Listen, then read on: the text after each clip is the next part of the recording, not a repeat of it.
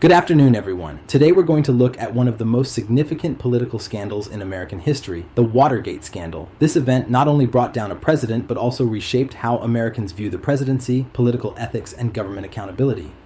Background: setting the stage to understand the Watergate scandal, we have to step back into the tense atmosphere of the early 1970s. The United States was in a period of profound political and social upheaval. The Vietnam War had dragged on for years, claiming thousands of American lives and dividing the nation in ways unseen since the Civil War. Television brought the war into America's living rooms every night, showing images of combat and casualties that eroded public support. The anti-war movement swelled, with massive protests on college campuses and in the streets. At the same time, Americans' trust in their government was already weakening. The Pentagon Papers, leaked in 1971, revealed that successive administrations had misled the public about the scope and progress of the war. These revelations confirmed for many that Washington could not be counted on to tell the truth. A mood of suspicion and cynicism had settled over the political landscape, and into this climate stepped a president whose relationship with the press and his political opponents was already strained.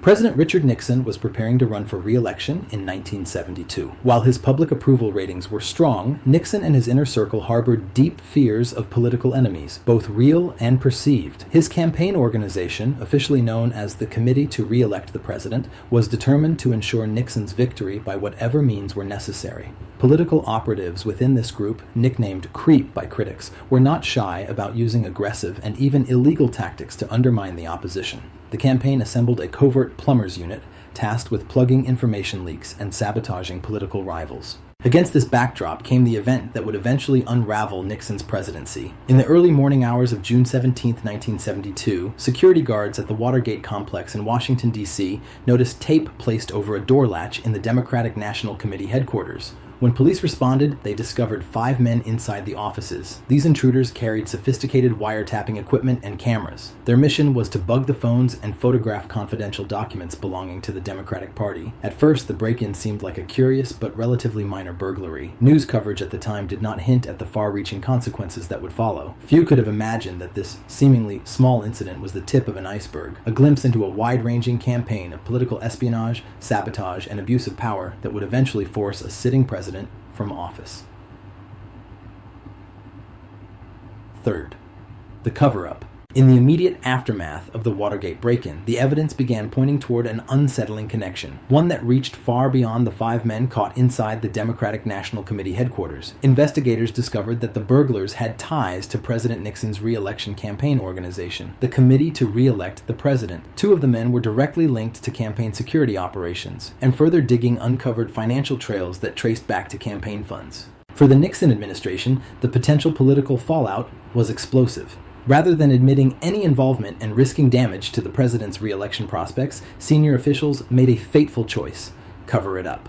The administration moved quickly to bury the truth. Evidence that could link the burglary to the White House was destroyed or hidden. The burglars were promised large sums of money, so-called hush money, to keep them from implicating higher-ups. Efforts were made to mislead investigators, including an extraordinary misuse of government power. Nixon's aides pressured the Central Intelligence Agency to step in and persuade the Federal Bureau of Investigation to halt its probe, claiming it touched on sensitive national security matters.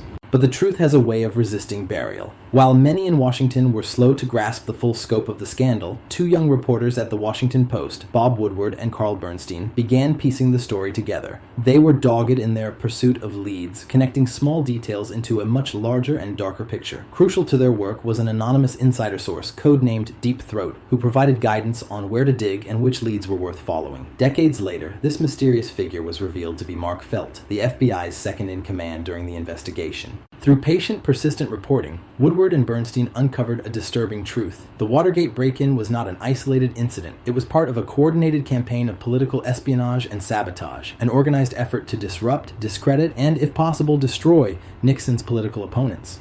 Their articles, often published under skeptical scrutiny, kept the scandal in the public eye and slowly chipped away at the administration's denials. The cover-up was supposed to contain the damage. Instead, it became the very thing that brought the scandal to Nixon's doorstep. Each lie, each secret payment, each obstruction of justice only deepened the eventual political and legal crisis that would consume his presidency. 4. The tapes and the Supreme Court.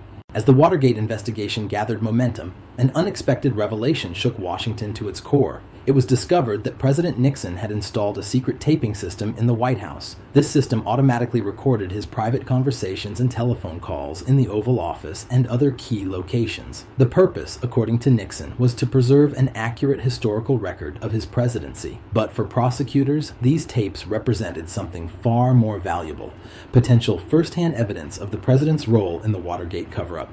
Federal prosecutors quickly moved to subpoena the recordings, convinced they could shed light on whether Nixon had personally approved illegal actions. But Nixon refused to hand them over. He claimed executive privilege, arguing that the president must be able to keep communications confidential to perform his duties effectively. For months, this standoff between the executive branch and the courts escalated, raising profound constitutional questions about the limits of presidential power. The dispute culminated in the landmark Supreme Court case United States v. Nixon, 1974. In a unanimous decision, the court ruled against the president. The justices acknowledged that executive privilege is a legitimate constitutional principle, but they made it clear that it is not absolute, especially when there is evidence relevant to a criminal investigation. Chief Justice Warren Burger wrote that no person, not even the President of the United States, is above the law. Nixon would have to surrender the tapes. When the recordings were finally turned over, they contained what became known as the smoking gun tape. On this recording, dated just 6 days after the break-in, Nixon is heard instructing his chief of staff, H.R. Haldeman, to have the CIA intervene with the FBI and shut down its investigation. This was a direct order to obstruct justice. The impact was immediate and devastating.